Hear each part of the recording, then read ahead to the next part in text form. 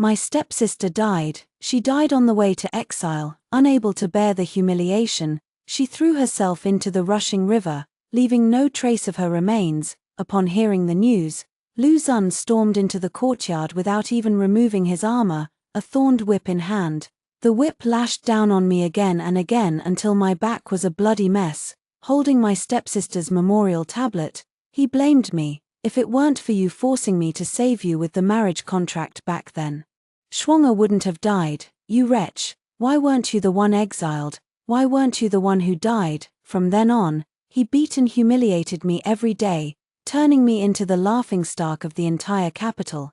I had no family to rely on, and as the descendant of a disgraced official, I couldn't leave or escape.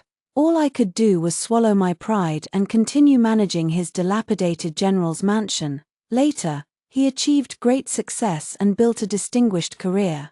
Yet he forced poison down my throat, then turned around and brought my half-sister's memorial tablet into the house as his bride. Everyone praised his deep devotion, but no one noticed that he had locked me in the woodshed, where my fingers festered, and I vomited black blood all over the floor, wailing in agony for a full day and night before finally breathing my last. When I opened my eyes again, I saw Lu Xun rushing toward me with an imperial decree in hand. I had been reborn. Returned to the day I was exiled. I haven't married Lu Xun yet, so I don't have to endure his beatings and insults day after day. Seeing Lu Xun galloping on horseback, I couldn't help but wish I could tear his flesh and blood apart. When I heard the familiar voice behind me, I couldn't control the resentment and anger that welled up inside me. It was my half-sister Qin Shuang. In our previous life, when we were exiled, Lu Xun used his military achievements to save one person, allowing him to choose one of us sisters to be spared from exile. My engagement to him was known throughout the entire capital, yet he had an affair with my half-sister Qin Shuang, even secretly pledging their lives to each other. Unfortunately, in my past life, I was unaware of his secret relationship with Qin Shuang. My desire to live and my love for him ultimately led me to bring up the engagement. However, I did not force him. It was between his fiancée and a secret love he could not openly acknowledge, and he reluctantly chose me. I never expected this to become his excuse for hurting me. He promised Qin Shuang that he would find a way to bring her back to the capital after some time. At that time, I foolishly believed that his love for my family was an extension of his love for me. Unexpectedly, a few days later, instead of bringing Qin Shuang back, he received the news that she had been unable to endure the humiliation from the escorting soldiers and had jumped into the river to end her life. By the time Lu Xun rushed over, all he saw was a cenotaph. He returned to the mansion, holding Qin Shuang's memorial tablet, and lashed me over and over with a barbed whip, cursing me as a wretched woman, a jinx. It was you who pressured me with the marriage contract. I had no choice but to choose you. I was supposed to marry Xianxia. I love Xianxia. The one I want to spend my life with is Xianxia. Bitch, why weren't you the one exiled? Why weren't you the one to die? That day, he cursed and humiliated me with the most venomous words in the world, making me the laughingstock of the entire capital. Yet, he forgot. The marriage contract between him and me was something he begged for on his knees before my parents on a snowy winter day. He forgot that when he was away at war, it was I who sent money and provisions to provide him with warm clothing. He even forgot that when the fallen general's mansion could not afford a doctor, it was I who invited a renowned physician from the capital to treat his mother, sending various precious medicines to the mansion like a flowing stream, and even personally attended to his mother at her bedside. Whenever I missed him and felt I couldn't hold on any longer, I would think that once he returned, everything would be fine, and I wouldn't have to endure such hardships anymore. Never did I expect that all these years of genuine affection and hard work would only earn me his insults, beatings, and the foul language of slut and jinx, until he achieved military success, and the general's mansion rose from the ground, its former glory restored 1,000-fold. It's just a pity that a beast will never have a heart. He married the memorial tablet of my half-sister, earning himself the reputation of a devoted lover. Yet on that very day, he pried open my mouth and personally forced poison down my throat. What kind of poison was it? I don't know. All I know is that it seeped into my heart and lungs. leaving me in a state where I could neither live nor die. Why wouldn't he even give me a chance to survive? I questioned him through my tears. Though Xianxia could not be my wife in life, in death she shall become a woman of the Lu family. And what about me? Where do you place me? You are nothing but a coward who fears death. Though we have not yet performed the wedding ceremony, our engagement is no facade. Now, everyone outside believes you are already my woman, Lu Xun. For the honor of my general's household, and for your own reputation, Qin Yao, go die. I was locked in the woodshed, struggling in agony, while he married a memorial tablet. In the end, was he more heartless, or was I more pitiful? This time, I knelt quietly on the ground, not looking at Lu Xun, nor mentioning the marriage contract between us again. Beside him, Qin Shuang looked up at him with a pitiful expression, biting her thin lips tightly, shedding silent tears in a fragile manner. He glanced back and forth between the two of us several times, seeing that I remained silent with my head lowered. While Qin Shuang fully played the part of a delicate and vulnerable woman, he finally stopped in front of Qin Shuang. Xianxia has a delicate constitution and cannot endure the hardships of a 1,000-mile exile. Let her stay in the capital for now. I was not at all surprised, and my heart was surprisingly calm. Instead, the surrounding discussions were in full swing. I heard that General Lu's fiancée is the second daughter of the Qin family. So why has General Lu now chosen the eldest daughter? What eldest daughter? That Qin Shuang is just a concubine's daughter. Back then, Lady Qin was kind enough to keep her, but who would have thought she would end up leaving a disaster for her own daughter?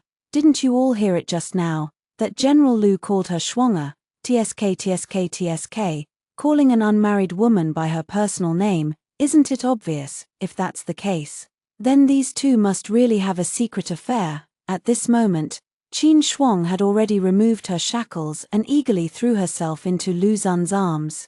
The two of them completely ignored the surrounding gossip and held each other tightly, with Lu Xun looking at her with eyes full of heartache. Their expressions stirred up everyone in the Qin household. After all, it was me whom Lu Xun had come to propose to back then, yet now he was holding Qin Shuang tightly, unwilling to let go. My mother angrily stepped forward to argue. Lu Xun, it was our Yaya who was betrothed to you, and it was also Yaya who took care of your sick mother all along. Now that we have fallen on hard times, with your senior brother dead and your master missing, instead of helping Yaya, you are sparing this illegitimate daughter from the suffering of exile. Lu Xun, has your conscience been eaten by dogs? Lu Xun once studied under my father, and now my father is missing. His senior brother, my own brother, died on the battlefield. Yet he never mentions a word about it. In my past life, I pleaded with him to clear my father's name and uncover the truth. But in the end, even when I died, I never saw any results. Faced with the gossip of those around and the questioning from my mother, before Lu Xun could even respond, Qin Shuang's eyes had already reddened. She timidly hid behind Lu Xun. Mother, please don't blame Lu Xun. He saved me out of pity for my frail health. If you and my sister are unwilling, we can simply switch back. As she spoke, she bent down to pick up the shackles, ready to return to the exiled group. Lu Xun grabbed her arm, the last trace of guilt in his eyes vanishing as he glared fiercely at me. This is my own military achievement, and I will save whomever I wish. Ignoring everyone's attempts to stop him, he grabbed Qin Shuang's hand and turned to leave. My mother was still fuming and wanted to argue further, but I held her back. General Lu, please wait. Lu Xun turned around, thinking I was going to pester him, his eyes filled with disgust. Qin Yao, I will save you, but not now. You'd better, I sneered, not wanting to listen to his hypocritical words for even a moment. I don't need General Lu to save me. I just want to ask one thing. Since you are engaged to me, why did you get involved with my half-sister? What nonsense are you talking about, Yaoa? I didn't. Lu Xun and Qin Shuang both changed their expressions simultaneously. Whether I'm talking nonsense or not, Lu Xun, you know it in your heart, a great general who dares to act but not to take responsibility. Ha! How blind I must have been back then to have fallen for you. After saying that, I turned my spearhead directly toward Qin Shuang. Since this scumbag and this bitch are making me suffer, then let's all suffer together, elder sister. There's no need to pretend with me and say those insincere words. If you truly cared for me as a sister, how could you possibly sneak around with my fiancé behind my back? It's just that, elder sister, since you've already been sneaking around with someone. Yet you still act all righteous and proper. It's truly disgusting to see." Upon hearing my words, Qin Shuang seemed utterly humiliated, clutching her chest as if on the verge of collapse. Lu Xun supported her, glaring at me coldly. "Qin Yao, I was the one who wanted to take Shuang'er away. You're using those words to hurt her, but you're really just criticizing me indirectly. I always thought you were a reasonable person, but now it seems you're nothing more than that." His words, "nothing more than that," not only negated all my efforts over the past few years but also negated me as a person. Grievance, resentment, and sorrow, all the events from past and present lives surged into my heart, making my eyes turn bloodshot, since I am nothing more than ordinary in the eyes of the general. Then today, in front of all the citizens of the city, "Please return my betrothal letter and my token. You want to break off the engagement." Lu Xun clearly didn't expect me to suddenly bring up breaking off the engagement. "That's right, not only do I want to break off the engagement with you, but I also want you to pay back every last penny of the money, jewelry, medicine, fabrics, and your mother's medical expenses that were sent to your general's mansion over the years. It must be at least 80,000, if not 100,000. Qin Yao, you're going too far." Lu Xun was frantic, his face flushed red with anger, the veins on his forehead bulging. I smiled indifferently. In my past life, because he saved me, I could overlook these material possessions, but he beat me, humiliated me, and poisoned me to death for Qin Shuang. I don't have the ability to take revenge for this grudge yet, but I won't let this beast have these material possessions for free. Sister, it's not proper to ask for something back once it's been given away. Besides, carrying such valuables on the road to exile would only attract envy. What if we encounter bandits along the way? Qin Shuang may appear delicate, but she is the most heartless of all. Who says you can't take back something you've given away? I looked at Qin Shuang coldly. After all, you were once a young lady of the Qin family. How can you be so short-sighted? If I were you, I would immediately have Lu Xun break off the engagement and even help him repay the debt. That way, there would be no engagement between me and Lu Xun. And no financial entanglements either. Wouldn't you be able to enter the general's mansion with a clean slate and marry him as the general's wife without a care in the world? Of course, if General Lu is unwilling to repay the money, I cast a cold glance at the two of them. Along the way of this exile, we'll pass through many villages and towns. I wouldn't mind spreading the tales of General Lu's romantic escapades and his habit of living off women. As soon as I finished speaking, someone in the crowd burst into laughter. Even the few Yamen runners escorting them crossed their arms, waiting to watch the drama unfold. A flicker of calculation flashed in Qin Shuang's eyes, but on the surface, she timidly looked at Lu Xun. Lu Xun looked at me, his disgusted expression growing even more pronounced. Perhaps it was because I had indirectly criticized him, or maybe he hadn't expected me to bring up breaking off the engagement as soon as I spoke. Not even sparing him a shred of dignity, and shamelessly demanding money from him with the stench of greed. "Qin Yao, you are now the family member of a convicted official. Forget about gold, silver, and valuables. You can't even take a single copper coin half a step out of the capital." He avoided the main issue, neither mentioning the annulment of the engagement nor the repayment of the money. "Who said I wanted to take anything with me?" My voice was clear and bright. "I want to donate that money to the Sea Iron Hall in the west of the city." I emphasized the words Sea Iron Hall with great weight, and the crowd immediately erupted. "Who did she say she's donating the money to? Sea Iron Hall? It's the Qian Hall that takes in sick and disabled children. I heard that Qian Hall was established by the virtuous prince and his consort. Since the prince passed away, I stood in the center of the crowd, shackles on my wrists, my back straight and my gaze resolute. In my past life, I muddled through just to survive, and he wounded me to the core. Even just 2 days before being forced to drink the poison, I was still dragging my broken body to manage the affairs of the general's household. But what did I gain after investing my money, energy, and all my emotions? So in this life, I will fight for myself, for my family, and for my parents. If I remember correctly, at this time in my previous life, the current princess and the virtuous princess consort were sitting by the window in a 2-story tea house not far from where we are now. The grand princess and the virtuous king are both siblings of the current emperor, sharing the same mother, and the bond among the three is exceptionally deep, especially the virtuous king, who 2 years ago, while traveling, took a poisoned arrow meant for the emperor and ultimately succumbed to his injuries. The emperor, deeply moved by the virtuous king's act of saving his life, sought to continue this brotherly bond. Thus, he brought the young heir of the virtuous king's household into the palace to be personally raised alongside the crown prince, and Her Royal Highness the princess would frequently visit the prince's residence to keep the princess consort company. Her own brother had passed away, and her nephew had been taken into the palace by the emperor. As a woman herself, the princess could understand the difficulties faced by the princess consort. In my past life, Lu Xian chose me. The princess and the princess consort of Xian happened to be in that tea house, which is why the princess praised Lu Xun for his loyalty, filial piety, and righteousness. Not only did it earn him a good reputation, but it also caught the emperor's attention. In this life, I will let him rot in the reputation of loyalty, filial piety, and righteousness. Qin Yao, are you really going to break off the engagement with me?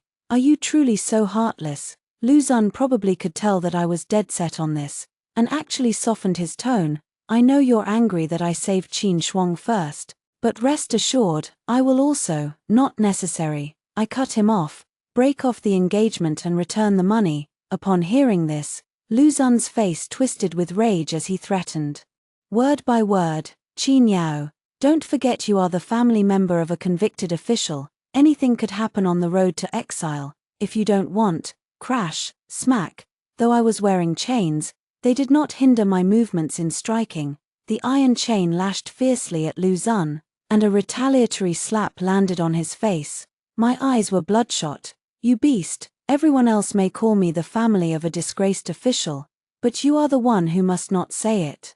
You have been taught by my father since childhood. Don't you know what kind of person he is? He has been diligent and loyal to the court and the emperor. Even my only brother died under the enemy's blade. How could my father possibly collude with the enemy and betray the country? Instead of helping to clear his name, you threaten us, a widow and her orphaned child. You beast, you scoundrel. My tearful, blood-soaked accusations and Lu Xun's actions even made the escorting officers look at him differently. You wretch, how dare you hit me? Lu Xun instinctively raised his hand to strike back, just as a clear voice rang out from behind the crowd. Her Royal Highness the princess has arrived, and the princess consort of Xian is here. Lu Xun withdrew his hand, glared at me fiercely, and then knelt down to pay his respects. I knelt on the ground, my expression calm, but my heart pounded like a drum. You are the daughter of General Qin Yao. A gentle voice carried an innate sense of authority. Your humble servant, Qin Yao, greets Her Royal Highness the princess and Her Highness the virtuous consort. Look up. I slowly raised my head. The grand princess was as noble and imposing as in my past life, while the virtuous consort remained gentle and approachable. I heard that you want to break off the engagement with General Lu because he didn't save you but instead saved your half-sister. The question came from the Grand Princess, to Her Highness the Princess, regardless of whom General Lu chooses to save with his military merits. I, your humble subject, have no complaints. The reason I broke off the engagement with him is for another cause. Oh, what reason? Do tell. Beside them, the virtuous consort seemed quite interested in hearing the story. To Her Royal Highness the Princess, to the Princess Consort, I bowed deeply and spoke each word clearly. General Lu, while betrothed to me, secretly carried on an affair with my half-sister. This is disloyalty. My father treated him like his own son, teaching him martial arts, inner cultivation, and battlefield strategies. Yet, he disregarded the dignity of my parents and elders, treating the Qin family as if it were nothing. This is unrighteousness. When he was away at war, it was I who sent money and provisions to resolve his crises. When his mother fell gravely ill, it was also I who invited renowned physicians, spending a continuous stream of silver to treat her. Yet now, whether it is about breaking off the engagement or returning the money, he does not mention a single word. This is unjust. Such a disloyal, unkind, and unjust man is unworthy of being my fiancé. I implore your highness the princess and her ladyship the princess consort to uphold justice for your subject and annul this marriage. Lu Xun's face flushed red. Veins bulging on his forehead, his gaze fixed on me like daggers as he gritted his teeth. After all, these three mountains of disloyalty, inhumanity, and injustice crashing down upon him have almost cut off his future path. It seems that General Lu is indeed unworthy of being a good match. Truly ungrateful and heartless. Princess Consort Xian spoke gently, even with a smile at the corner of her mouth, but the smile did not reach her eyes. The Grand Princess raised an eyebrow. Clearly not expecting Princess Consort Xian to speak up for the daughter of a disgraced official.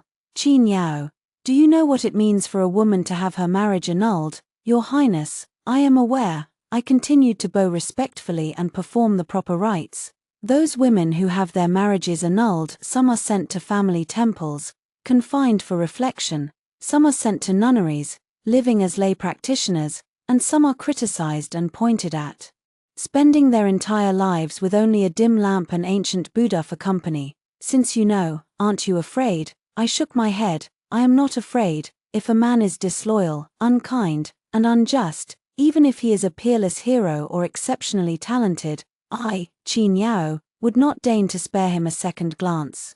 In my past life, it was precisely because I knew what it meant for a woman to be rejected in marriage that I brought up the matter of the engagement with Lu Xun.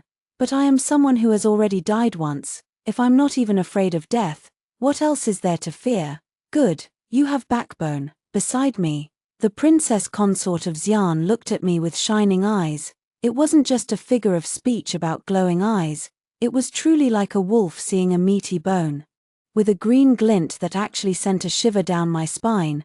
Who would have thought, truly who would have thought, that among the native women of the inner chambers, there would be one as unique as you? I was puzzled. What did the virtuous princess mean by unique? I am clearly just the most ordinary woman in the inner chambers of the capital. Moreover, with the family now facing such a change, who knows whether tomorrow or an unexpected event will come first? Lu Xun, what about you? The Grand Princess cast a calm gaze at Lu Xun. Lu Xun knelt on the ground, his voice squeezed out through gritted teeth. I do not wish to annul the engagement. If the engagement were to be annulled now, it would bring nothing but harm to him and the general's manor, now that the Qin family is in trouble. If he were to annul the engagement at this time, he would inevitably invite criticism.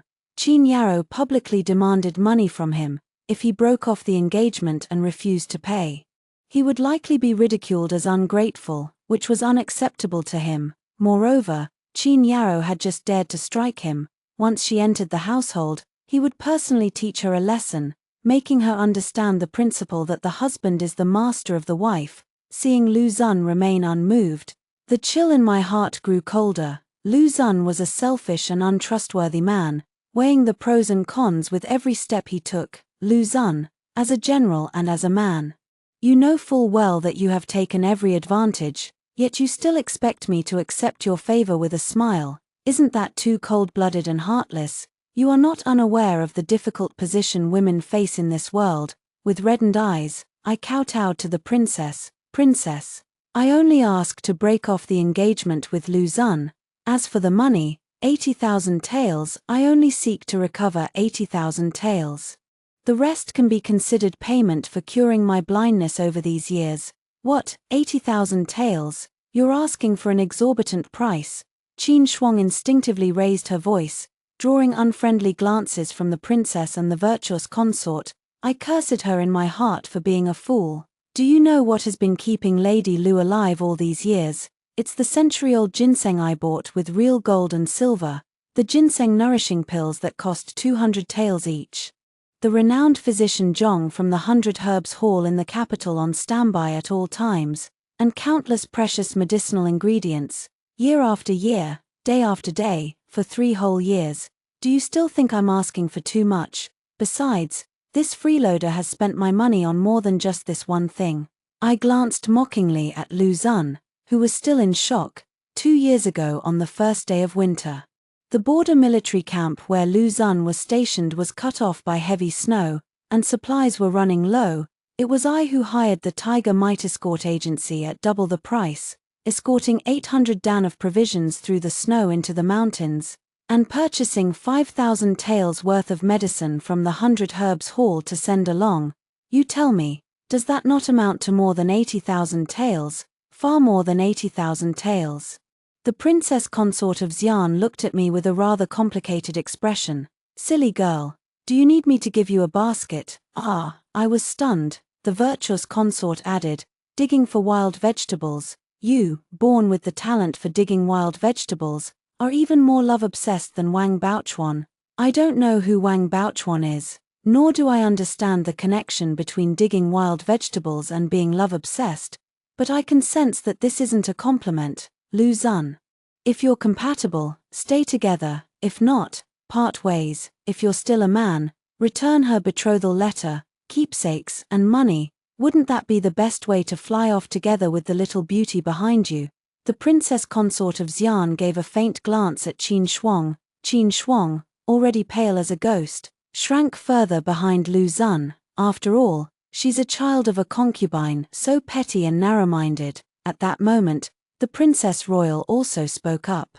Since the Princess Consort of Xian has spoken, Lu Xun, I hereby grant you permission to dissolve your engagement with Qin Yao, and return the tokens and dowry. Though Lu Xun was unwilling, with the pressure from the princess and the Princess Consort of Xian, he had no choice but to agree. However, the look he gave me was like a venomous arrow, wishing he could pierce me through. He probably never dreamed that I, the daughter of a disgraced official about to be exiled, could cause such a significant impact on the general's household and his reputation. Lu Xun led Qin Shuang away amidst the insults and pointing fingers of the common people. Since the princess and the virtuous consort were still present, the bailiffs dared not step forward to urge them. As for my mother, before I could even notice, she had already knelt and moved forward, kowtowing repeatedly to the princess and the virtuous consort. Please, Your Highness the princess, please. Your Highness the consort, save my daughter, she is not yet 17, if she were to follow us into exile, I fear. Mother, what are you doing? Mother's forehead was already bleeding from the kowtow, and the tears I had held back for so long finally began to fall. I kowtowed to the princess and the princess consort.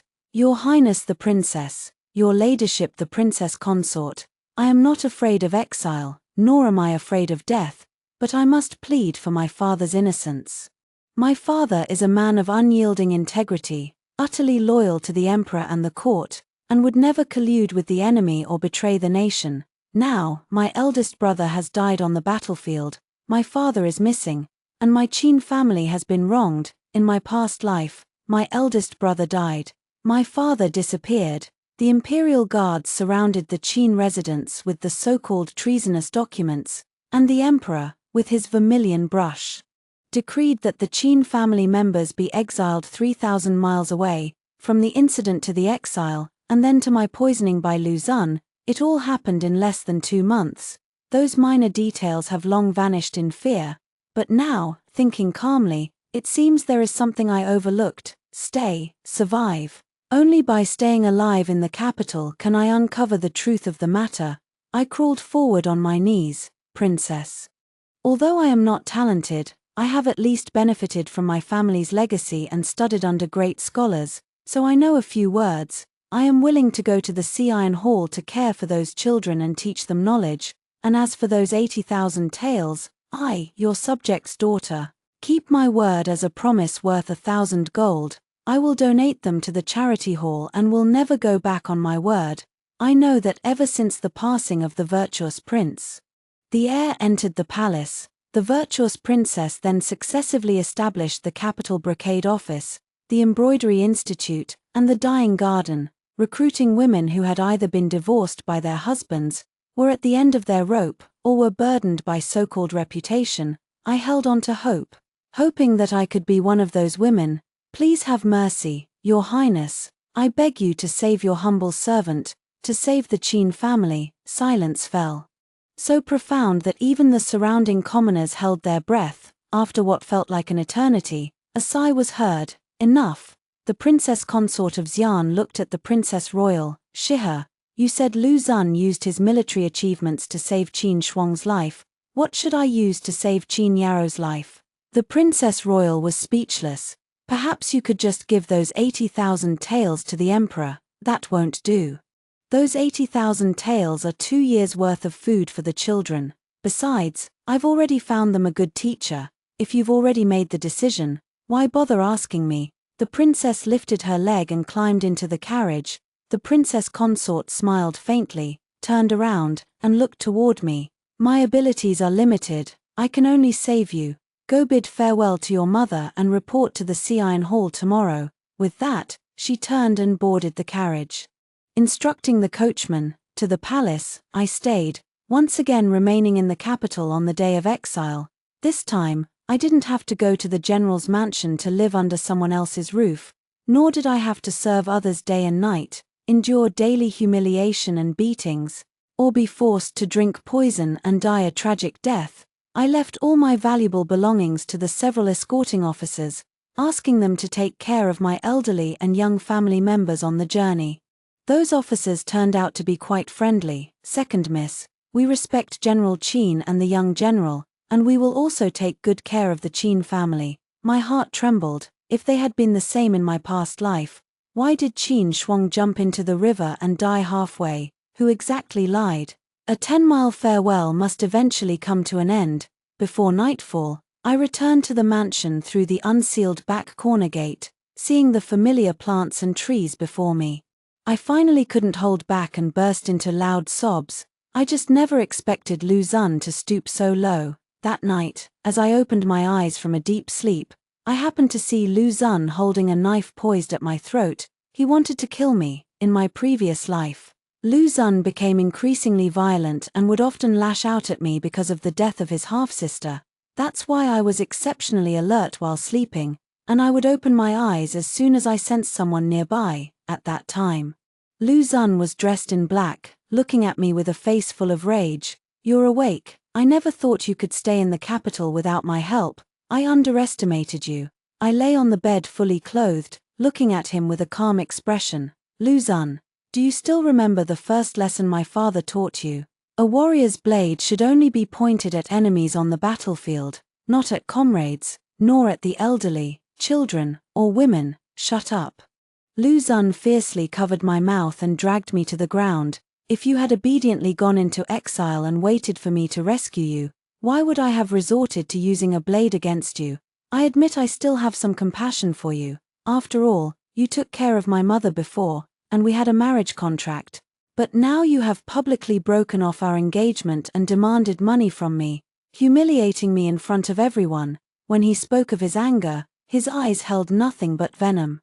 Now, only if you die will my past not be mentioned, and I can openly marry Shuang'er. I placed my hand at my side, secretly pinching the soft flesh on my thigh, and tears immediately welled up in my eyes as I choked out, Lu Xun, we grew up together as childhood friends, and my father was your mentor, yet, for Qin Shuang, you would kill me. A woman's tears are the best weapon. I cried pitifully, sobbing until I was breathless, collapsing onto him. In the moment he was stunned.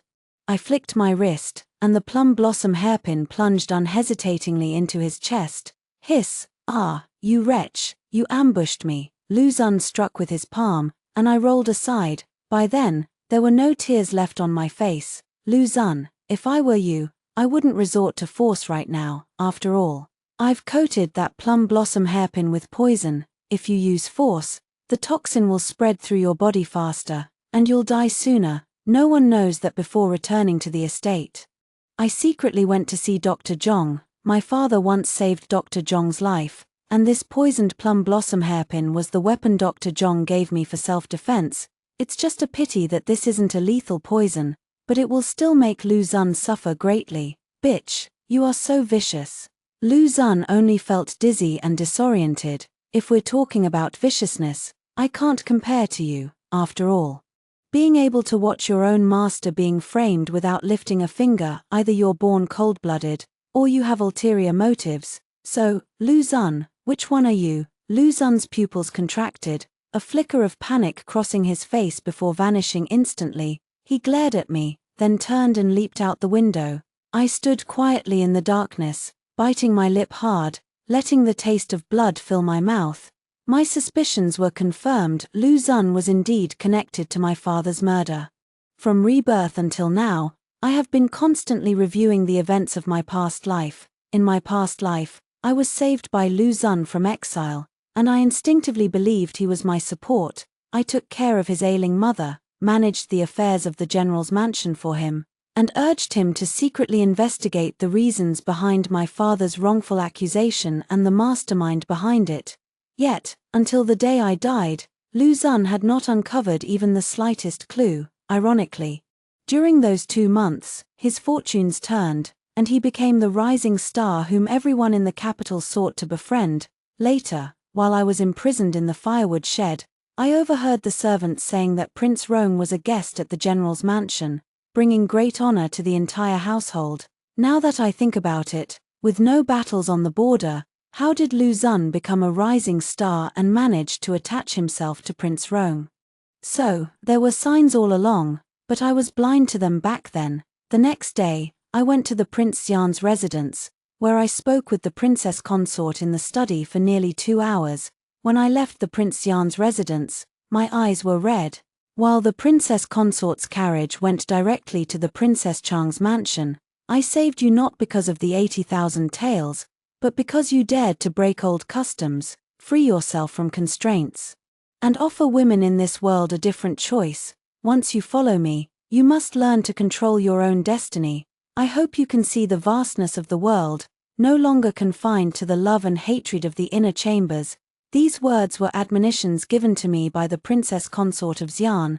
She said that women can study, master the teachings of the 100 schools, and understand the changes of past and present. She said that women can engage in commerce, travel across thousands of miles of mountains and rivers, and witness the vastness of heaven and earth.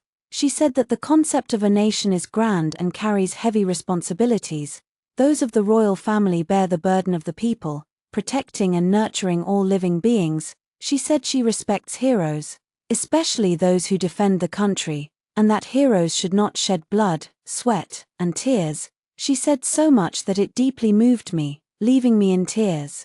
I composed myself and went to the charity hall, where I ran into Qin Shuang at the intersection. Today, although Qin Shuang was dressed in luxurious clothes, the dark circles under her eyes were clearly visible. "Sister, I've finally waited for you." Qin Shuang came forward to greet her. "Lu Xun is injured and poisoned, and Madame Lu's condition has worsened. I went to invite Dr. Zhong, but he kept making excuses." "What does this have to do with me?" I interrupted her. "You can't even endure one night. When you marry Lu Xun, you'll have to face such days every single day." I turned to leave, but she stopped me again. "Sister, as a weak woman, I cannot bear the burden of such a large general's mansion. I ask to leave on my own. Please, for the sake of our past friendship, save Lu Xun." I just find it laughable. I can't save him, but there is one person who can. Who? Prince Rong. Lu Xun cares about his reputation, so he wouldn't want to ask Prince Rong for help himself. But you can. Upon hearing of Prince Rong, Qin Shuang's eyes lit up. As the daughter of a disgraced official, I'm afraid I wouldn't even be able to get an audience with Prince Rong. I sneered inwardly. That's true. Prince Rong is of noble status and possesses unparalleled good looks. Many noble ladies of the capital stroll around the vicinity of Prince Rong's mansion, hoping to catch a glimpse of him, dreaming of one day entering the mansion and becoming his intimate companion. If you go there rashly, Prince Rong will certainly not see you. "But, however, what?" Qin Shuang asked urgently. I laughed and said, "But if you have the letter Rong Wang wrote to Lu Xun, take it to Rong Wang's residence, and he will definitely see you." After saying this, I quickly left. I know Qin Shuang too well. She relies on her gentle beauty to harbor ambitions as high as the sky. Lu Xun was not her best choice. If she encountered a man with better status, position, power, or looks, she would not hesitate to kick Lu Xun to the curb. I only need to send someone to guard outside the general's mansion and wait for her to walk right into the trap. I met the princess consort of Xian 2 days later, and this time, The princess consort was accompanied by the grand princess. They told me that the person in charge of my father's case from the very beginning was Prince Rong. Yesterday, the emperor had already secretly ordered a thorough investigation into this matter. There were spies keeping watch over both the Rong prince's residence and the general's mansion. If the Rong prince truly framed a loyal and righteous official for personal gain and power, the emperor would certainly not let him off lightly. I knelt down to express my gratitude, praying only that this calamity would pass quickly. 3 more days passed, and it was said that the spies outside the general's mansion had captured a sneaky woman. Under interrogation and search, letters exchanged between Lu Xun and the Rong prince were discovered. The collusion between the general and the prince has always been a forbidden topic for the emperor. The general's mansion was surrounded, and Prince Rong was invited into the palace for tea. Another month passed amidst the impending storm. During this month, I taught the children at the charity school, secretly conducted my own investigations, and maintained contact with the princess consort of Xian, until one afternoon, I was summoned into the palace. In the palace, I saw my father, his face etched with the marks of time, and learned the truth of the matter. It turned out that during his days of disappearance, my father had infiltrated the enemy camp, slain their commander, forced the enemy to retreat and cease hostilities, and secured their agreement to sign a peace treaty between the two nations. The emperor was overjoyed and decreed that my father be granted the title of Duke Protector. My exiled mother and the Qin family relatives also returned to the capital one after another, and I, from being the daughter of a disgraced official, suddenly became the envy of everyone in the capital. I still go to the charity hall every day to teach the children, in my spare time. I accompany the princess consort at the Prince Xian's residence to manage other businesses. The Grand Princess has established a school for women, and I also go there to teach the women knowledge. It had been a long time since I last thought of Lu Xun and Qin Shuang, until the princess consort found me and told me that Qin Shuang had been beaten to death by Lu Xun in prison. I heard that while Lu Xun was beating her, he kept shouting that it was wrong, that it shouldn't be like this, that he should have been a great general, not a prisoner. He also said that if Qin Shuang hadn't faked her death in their previous life, he wouldn't have committed the mistake that he would regret for the rest of his life. Lu Xun begged the prison guard to see me, but I refused. I had the prison guard deliver something to him, the poison he had forced me to drink in my previous life. Later, I heard that Lu Xun held the poison, cried out about karma, and then took his own life by drinking it.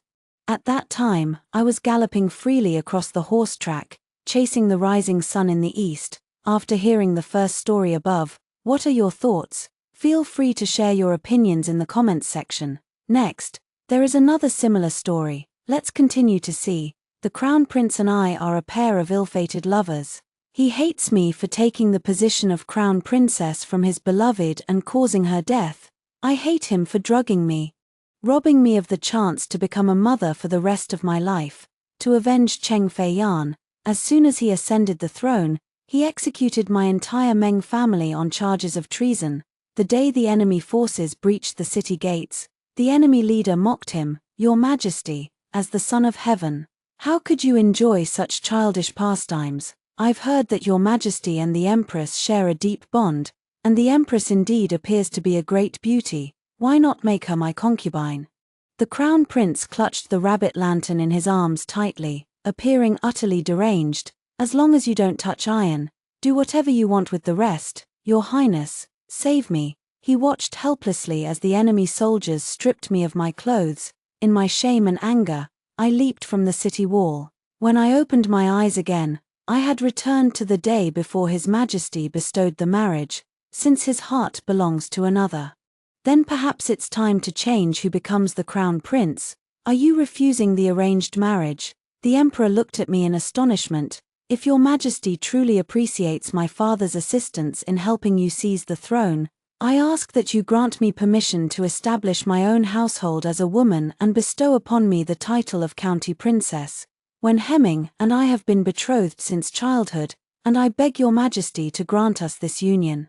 You are indeed a child who keeps her promises. However, the bond between you and the Crown Prince has been since childhood. I know he is testing me, I reply obediently, Your Majesty, how can childhood words be taken seriously? In the past, Zhao Zhao did not understand matters of love and merely regarded the crown prince as an elder brother. Your Majesty rotates the ring, seemingly weighing the pros and cons. I know Your Majesty has arranged a marriage for me and Xiao Shenming. It's nothing more than using me as a hostage to control my father. Now that I have voluntarily requested to annul the engagement and remain in Shangjing, I am still a pawn for him to control my father. He could also select another crown princess for Xiao Shenming to balance the power of his family. Why wouldn't Your Majesty be pleased with this? Indeed, after a long while, his deep and authoritative voice echoed from the high platform. I grant permission. I knelt and kowtowed.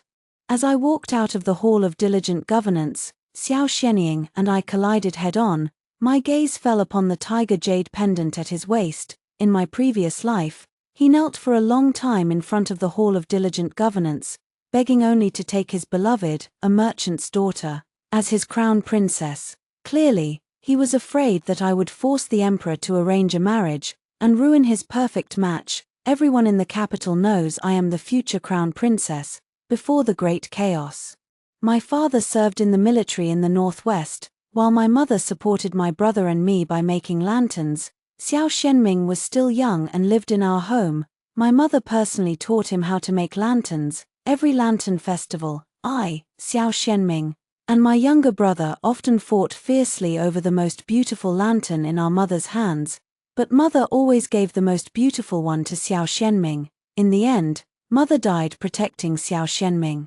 Every year after that on the lantern festival, Xiao Shenming would personally make a tiger lantern for me. One year during the New Year's Eve banquet, Princess Duanyang took a liking to my tiger lantern. We were pulling each other's hair in front of the Hall of Diligent Governance. Princess Duanyang realized she couldn't beat me, so she deliberately stepped on and broke my tiger lantern. Xiao Shenming pushed Princess Duanyang to the ground, shielding me behind him. Then the emperor, the empress, and my father all arrived. Everyone knew that Xiao Shenyan had always been cautious and reserved. Yet for my sake, he fought with his own elder sister. The empress smiled as she looked at Xiao Shenyan and said, It seems the crown prince is quite fond of the Meng family's daughter, protecting her so carefully and unwilling to let her suffer even the slightest grievance. Xiao Shenming had just been like a little tiger showing its might. Upon hearing this, a blush spread across his face. The emperor and my father exchanged a glance. They reached a tacit understanding and arranged this marriage for me and Xiao Shenming. Later, when the empress passed away, Xiao Shenming locked himself in the Eastern Palace, refusing to eat or drink for 3 days. To make him a bowl of porridge, I nearly burned down the kitchen of the general's mansion. With my face covered in soot, I brought him a bowl of porridge, knowing he couldn't sleep at night. I spent 3 months learning from a seamstress to make a mugwort stuffed tiger pillow. I only hope he can sleep more comfortably. All the noble ladies in the city praise me to my face, but behind my back, they call me vulgar. But they don't know. Every year during the autumn hunt, Xiao Shenming races horses with me. Once my horse got startled, Xiao Shenming didn't hesitate to hold me and rolled off the horse with me.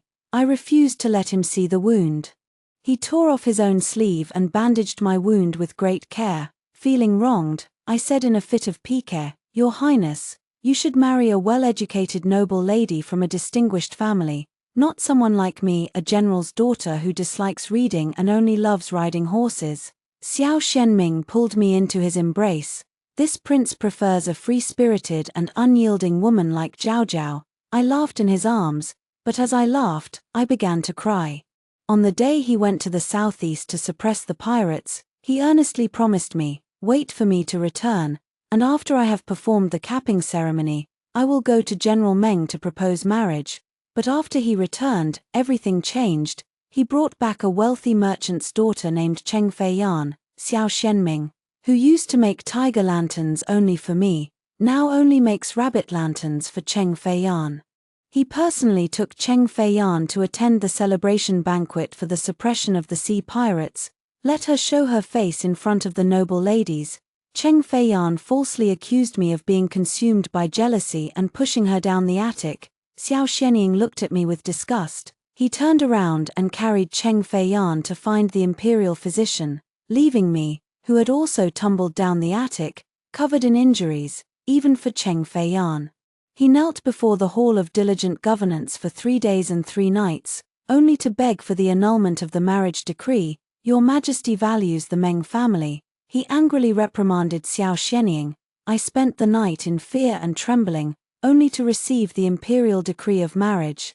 I married him with a heart full of joy. On the wedding night, Cheng Feiyan entered the Eastern Palace as a liangdi in a small sedan chair.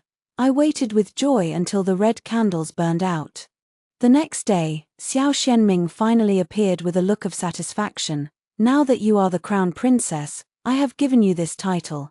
But in my heart, Ayan is my true wife. Only then did I realize that this was a deal between him and His Majesty. He agreed to the marriage and brought me back. All just to give Cheng Feiyan a proper status. I don't understand why Xiao Xianming suddenly seems like a completely different person. His eyes and heart are only for Cheng Feiyan. My position as crown princess is in name only within the Eastern Palace. Father feels sorry for me, entering the palace to request an audience with His Majesty. Only then did Xiao Shenyuan reluctantly step into my bedchamber. He perfunctorily gave me a child, Meng Jiaojiao. I advise you not to play any more tricks. Calmly give birth to the child and fulfill your duties as the crown princess. In less than a month, Xiao Xianming took Cheng Feiyan on a boat ride across the lake. However, Cheng Feiyan was found to be 2 months pregnant. That very night, Xiao Xianming hired a troupe of performers from outside. The entire Eastern Palace was adorned with lanterns and colorful decorations. Only in my Cheonghua Hall was there a solitary lamp casting a lonely shadow. No one paid any attention. The emperor knew I was being wronged in the Eastern Palace. He specially assigned 2 nannies to attend to me closely until I safely gave birth to the child. He even issued a special decree. Only the child I give birth to will be the future imperial eldest grandson. That night, Xiao Xianming kicked open my door and entered. Besides complaining to the emperor, what other skills do you have? Yang is sensitive. How heartbroken must she be now that you've sought this decree? I touched my belly, holding back tears with great effort. So, is my child not your child, Your Highness? Upon hearing this, Xiao Xianming sobered up a bit, opened his mouth. In the end, he couldn't say anything. The next day, he ordered someone to bring the newly tribute Shu brocade from Shu Prefecture. Cheng Feiyan grew increasingly worried that after I gave birth, Xiao Xianyin would feel sorry for me out of pity for the child. What worried her even more was, my child would hinder her child's future. She specifically invited me to Pudu Temple outside the city to pray for the children. On the way down the mountain, a group of bandits appeared. The secret guards arranged by my father protected me and the child. Cheng Feiyan, however, trapped herself in her own web. She died at the hands of bandits. Xiao Xianming has hated me ever since. That night, Xiao Xianming personally brought a bowl of contraceptive soup, clamped my jaw, and forced me to drink it. A venomous woman like you, full of schemes, is not worthy of bearing my child. The scalding medicinal soup flowed down my neck. Wherever it passed, it left patches of burning red. I endured unbearable abdominal pain, aching all night long. An unformed male fetus was expelled from there. Holding the bellaband I had embroidered for the child, I sat by the window, letting the wind blow on me all night. I set fire to all the tiger lanterns that Xiao Xianming had given me over the years, which I had once treasured, to keep my father from worrying. From then on, I only pretended to be a loving couple with him in public. Before the late emperor passed away, Xiao Xianyin, however, colluded with high-ranking officials in the court to uncover evidence of my father's treason and collusion with the enemy at the general's mansion. In a single night, all male members of the Meng family over the age of 14 were beheaded. All the women were enslaved as government property. Amidst the swirling snow, I knelt barefoot and without hairpins, begging him to spare the Meng family. Did your Meng family ever spare our Yang a way out, in this life?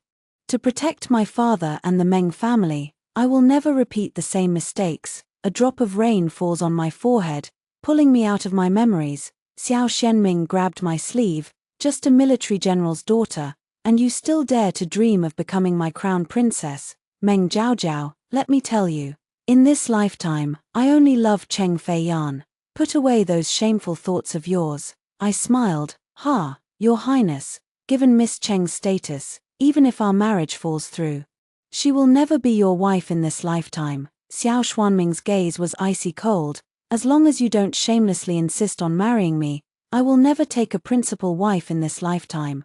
Iron is my only wife. Who would have thought? Xiao Xianming is still a hopeless romantic. Your Highness, marry whomever you wish. What does it have to do with me? Xiao Xianming suddenly froze. For his sake, I, who had always detested studying, began to emulate the noble ladies of the capital.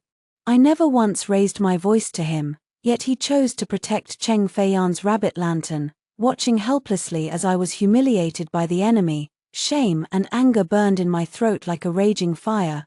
I pushed Xiao Xianming away. I walked toward the palace gate on my own, leaving him standing there in the rain, utterly stunned, just like the countless times he left me standing in the rain for Cheng Feiyan. Father came back from the palace and immediately started fuming with anger. If you like the crown prince so much, why did you beg His Majesty to break off the engagement? It's nothing. Father, didn't you arrange a marriage for me when I was young? I heard that the young master of the Wen family is this year's Tanhua in the imperial examinations. I find him quite likable.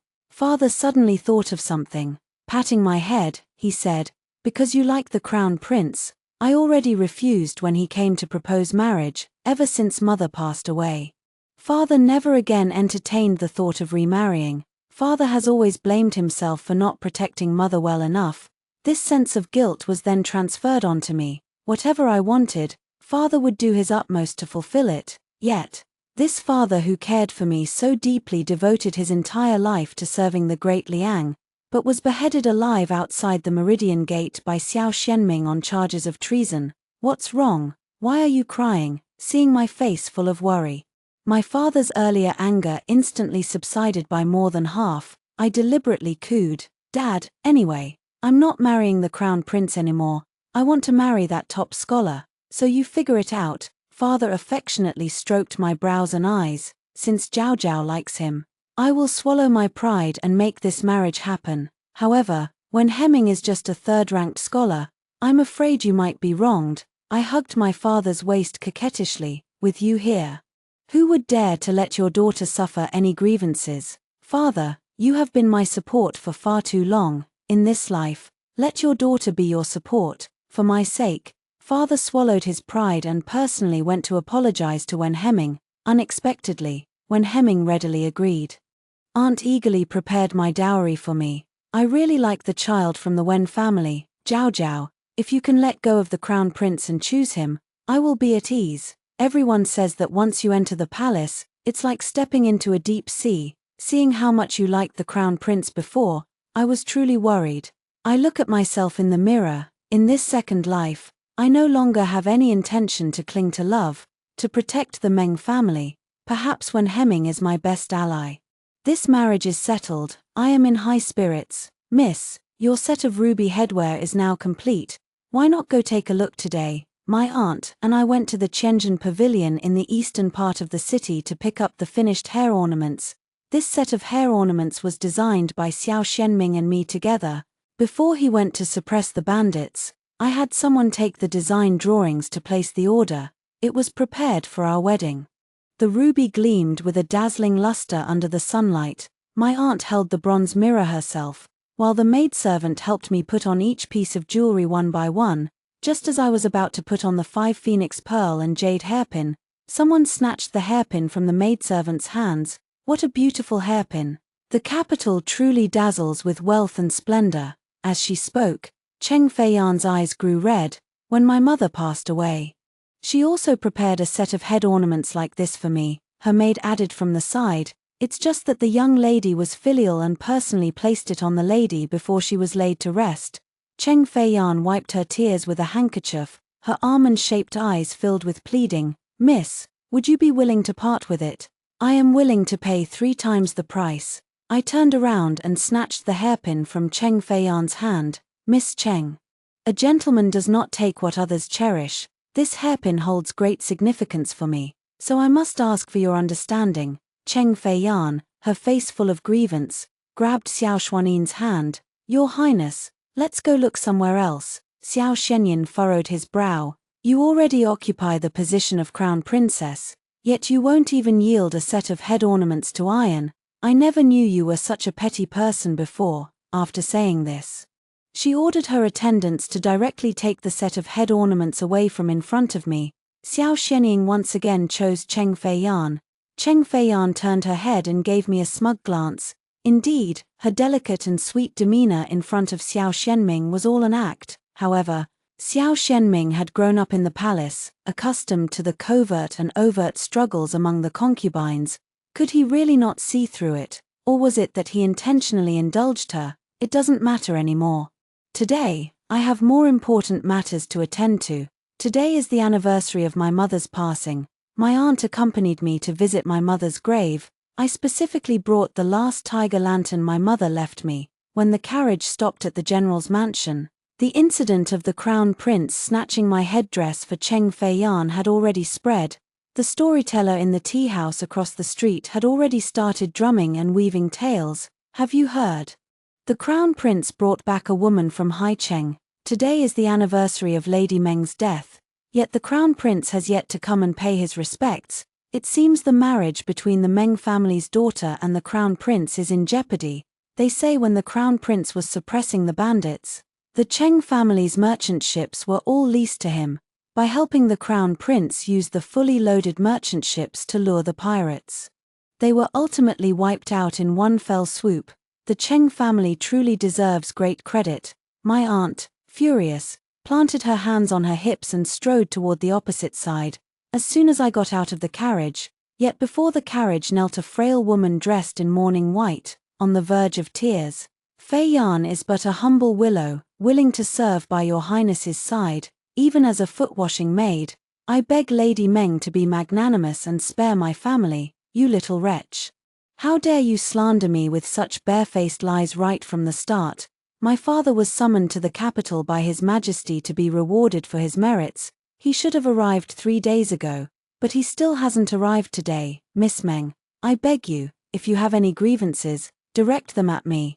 Please spare my father." As she spoke, she began to kowtow. She kowtowed until her forehead bled. "Miss Meng, as long as you spare my father, I am willing to leave His Highness, I truly am." With that, he lunged toward the carriage to beg me, one hand pressed down on the tiger lantern beside me. No, in the next second, the paper of the last tiger lantern my mother left me was torn through, exposing the bamboo strips inside. Cheng Feiyan's hand was bleeding profusely. The sound of horse hooves gradually drew closer. Xiao Shenming immediately stepped forward, shielding Cheng Feiyan behind him. Seeing the wound on her hand, his eyes were filled with heartache. "Meng Jiaojiao, are you done yet?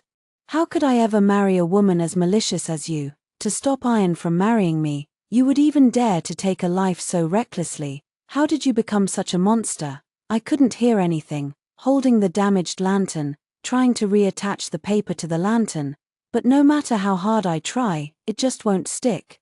Smash! "Your Highness the Crown Prince, today is the anniversary of my mother's passing. Zhao Zhao has already requested the Emperor to annul the engagement. Please do not push me too far. Call off the engagement." "How is that possible? General Meng, Lady Meng once saved my life. I understand your protective nature as a father. As long as Meng Jiaojiao is willing to reveal the whereabouts of Cheng's father, I can overlook your offense of overstepping your bounds. My father was a military man who detested all these formalities and red tape. In this vast world, my daughter's happiness matters most. Today, Zhao Zhao is heartbroken. If your highness wishes to blame someone, this old man will go before the emperor tomorrow to accept punishment." Xiao Shenming, however, refused to let it go and blocked the way. "What annulment of the engagement? Meng Jiaojiao, explain yourself clearly to me." The crowd of onlookers grew larger and larger. I gave my father a reassuring look, looking directly at Xiao Shenming. "Your Highness, today is the anniversary of my late mother's death. She once saved your life. Are you now making it impossible for her to rest in peace down below?" Cheng Feiyan, you believe everything she says, but you never believe a word I say. If you think I kidnapped Cheng's father, go ahead and think that. Jiao Jiao, I am not. Guards, Cheng Feiyan has destroyed my late mother's keepsake. Give her 30 lashes. Make her apologize to my mother. The Meng family servants stood in a row, holding the boards. Strike her. Today, with me present, I dare anyone to lay a hand on her. I dare. I grabbed Cheng Feiyan and pressed her down onto the wooden stool. Xiao Xuanming's eyes flickered with uncertainty as he suddenly drew the sword from his waist and pointed it at me. As I raised the board, a sharp pain shot through my chest. Bright red blood seeped out, blurring the pattern on my clothes. A blood-red flower bloomed. Why didn't you dodge? Memories flooded in like a revolving lantern. In my past life, he had stabbed me in the chest countless times for Cheng Feiyan. One more time wouldn't make a difference. I propped myself up and gave Cheng Feiyan 30 strokes with the board. Beads of sweat the size of beans dripped from my forehead. My aunt and father helped me into the mansion. Xiao Xianming caught up with us. He took out a bottle of golden-wound medicine from his chest. Take it. I threw the medicine bottle at his face. I cut off the half of my sleeve that he had grabbed with a hairpin. Your Highness the Crown Prince, from this day forward, all ties between us are severed. Take your beloved and get out of the general's manor. Within 3 days, Xiao Shenyan sent over some top-quality wound medicine. He also sent an apology letter. It stated that Cheng's father had been visiting an old friend at the time. Failing to communicate with Cheng Feiyan in a timely manner led to a misunderstanding. The letter was accompanied by his tiger jade pendant. This jade pendant was made from the dowry that my mother brought. She personally selected the materials and crafted it into a pair, one male and one female. It is the token of love between me and Xiao Xianming. He sent this to express his feelings. It seems he is determined to marry me. My coming-of-age ceremony arrived swiftly. In my previous life, the emperor and my father had an understanding. They announced the marriage arrangement during my coming-of-age ceremony, a double blessing. I thought I had made myself clear that day. Xiao Xianming would not attend. Unexpectedly, he still came, and he brought Cheng Feiyan with him. Watching them go out together, I thought I would be very upset, but surprisingly, I felt quite at ease. As I walked across the redwood bridge in the mansion, dressed in a grand gown, Cheng Feiyan approached with ill intentions. Miss Meng.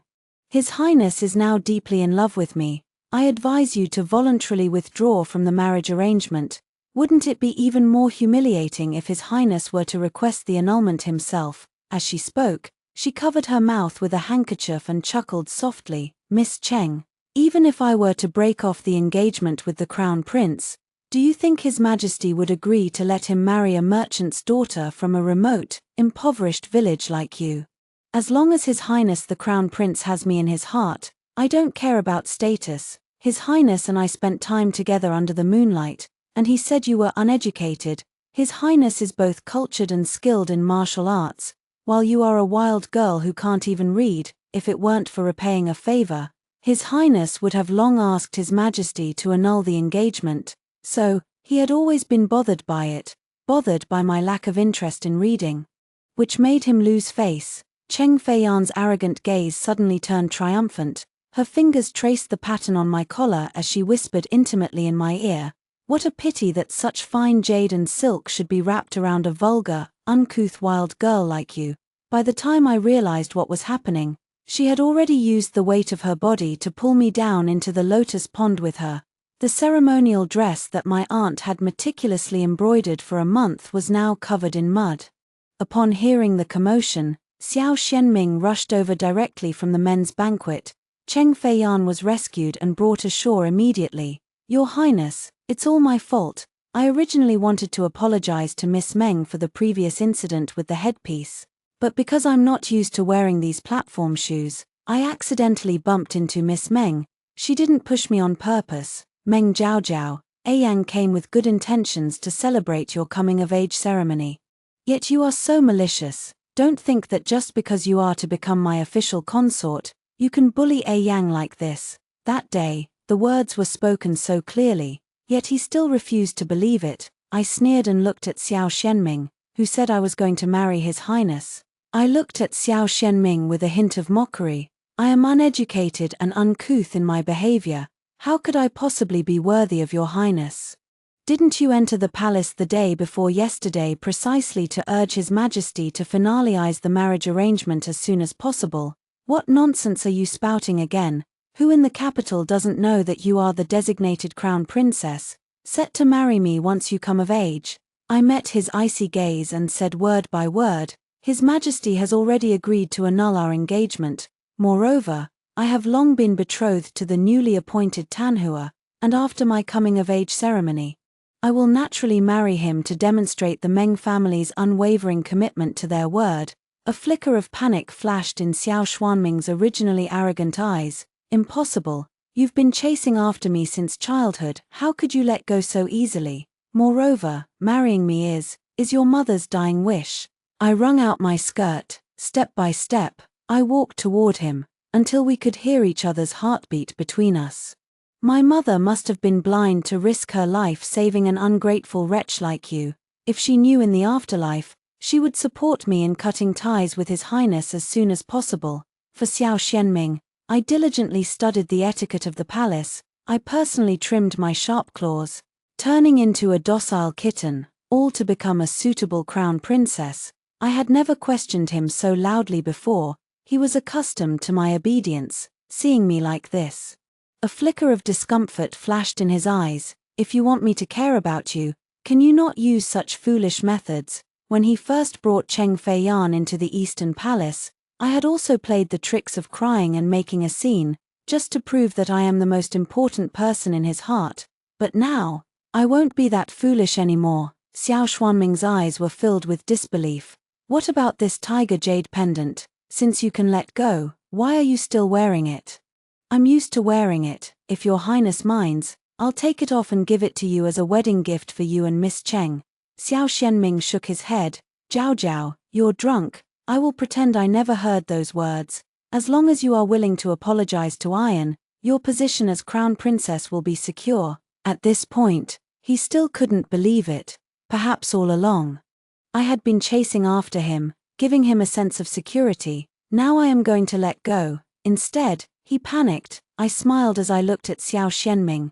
The one who should apologize is Cheng Feiyan. Your Highness, that esteemed position of crown princess should be reserved for the one you truly love. You. How can you be so ungrateful? Everyone in the capital knows you are the future crown princess. If you are rejected, not only you, but the entire Meng family will become the laughingstock of the capital. This princess will give you one more chance. As long as you sincerely apologize, Iron will not hold it against you. The ever-proud Xiao Xianming. Gentleness is reserved only for Cheng Feiyan.